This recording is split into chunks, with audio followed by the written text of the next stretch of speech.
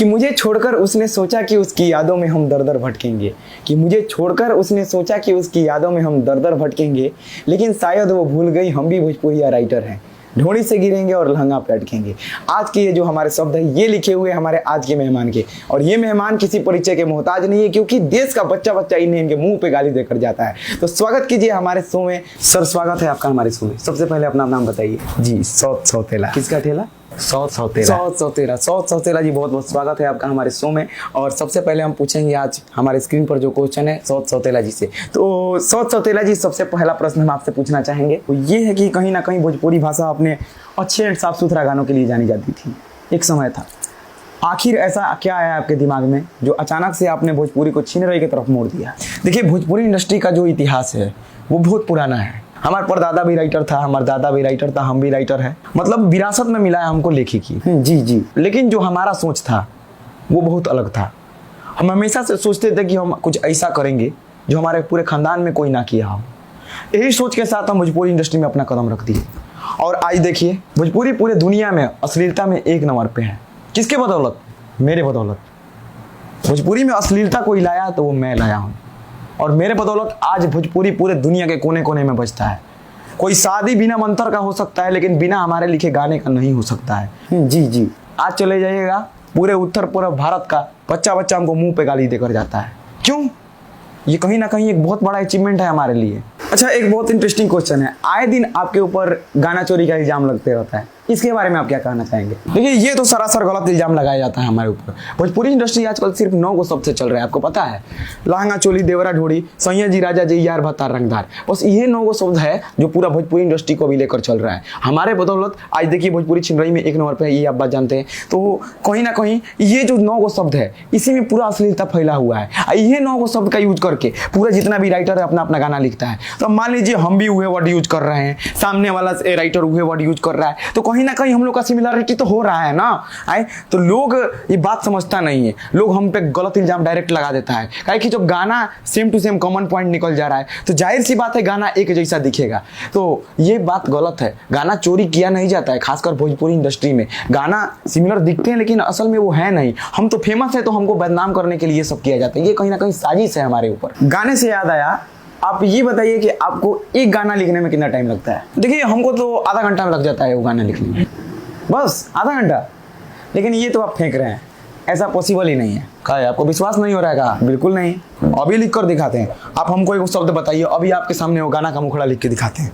चलिए, मान लीजिए एक शब्द हम लिए सैया। चलिए, सैया एक शब्द आप बताइए। खटाई। चलिए, मेरे तरफ से शब्द दिया आपको खटाई। अब इस पे एक गाना लिख कर दिखाइए। चलिए, मान लीजिए आपका शब्द ले लेते हैं हम खटैया।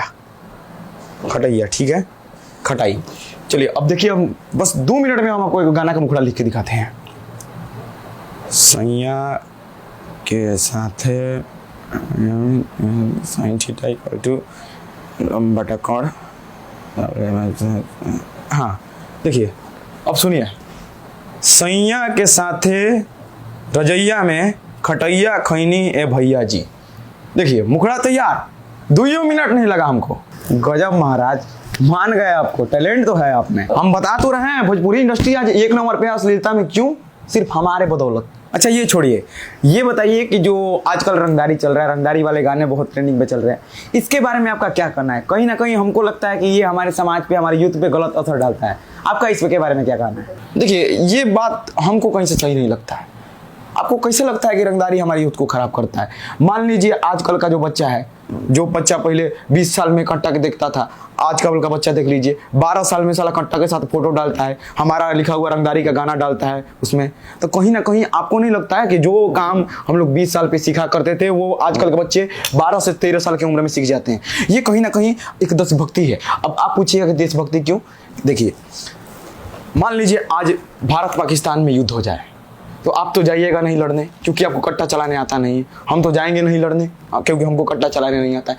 लेकिन ये जो बच्चे आजकल बंदूक के साथ फोटो डालते हैं, वो जाएंगे जरूर लड़ने, क्योंकि उनके अंदर वो जज्बात है, वो जोश है, वो उमंग है गन को लेकर। वो लोग बचपन से ही अपने आप को तैयार कर रहे हैं, वो युद्ध में जाएंगे, वो हमारे देश के लिए बलिदान देंगे। और ये क्यों हो रहा है? सिर्फ हमारे गाने के बदौलत। हमारे गानों से इंस्पायर होकर लोग आजकल रंगदारी की तरफ अपना कदम बढ़ा रहे हैं, और ये कहीं ना कहीं एक बहुत बड़ा अचीवमेंट है हमारे लिए। चलिए मान लिया, लेकिन एक सवाल और है, जैसे कि आप बोलते हैं कि आपके जो अश्लील गाने हैं उनसे कहीं ना कहीं हमारे भारत देश के इकोनॉमी में भी ग्रोथ होता है, वो कैसे होता है, वो कैसे पॉसिबल है?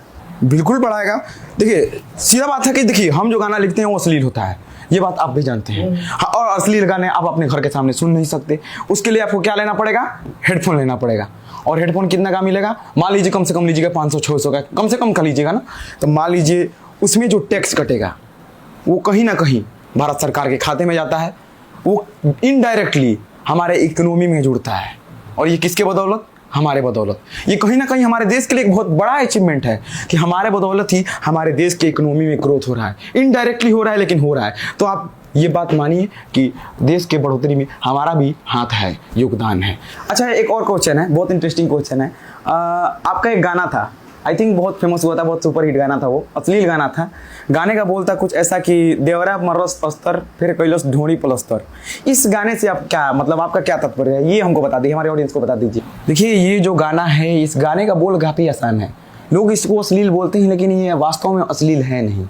इस गाना का अर्थ है, देखिए जैसे कि एक देवर है, वो अपनी भाभी का बहुत इज्जत करता है और वो नहीं चाहता है कि बाहरी लोग उसके भाभी पे गलत नज़र डालें, इसलिए वो उनके नाभि का अस्तर मार के पलस्तर कर देना चाहता है। जी, कहीं ना कहीं हमें भी ये लगता है आपकी बातें सही है, लेकिन हम हमारे ऑडियंस से जानना चाहेंगे क्या आपको क्या लगता है, इनकी बातों से आप कितना सहमत है, कमेंट करके बताइए। और मिलते हैं आपको नेक्स्ट वीडियो में किसी नए मेहमान के साथ। तब तक के लिए नमस्कार, मैं आपका अपना डीजे बैगन।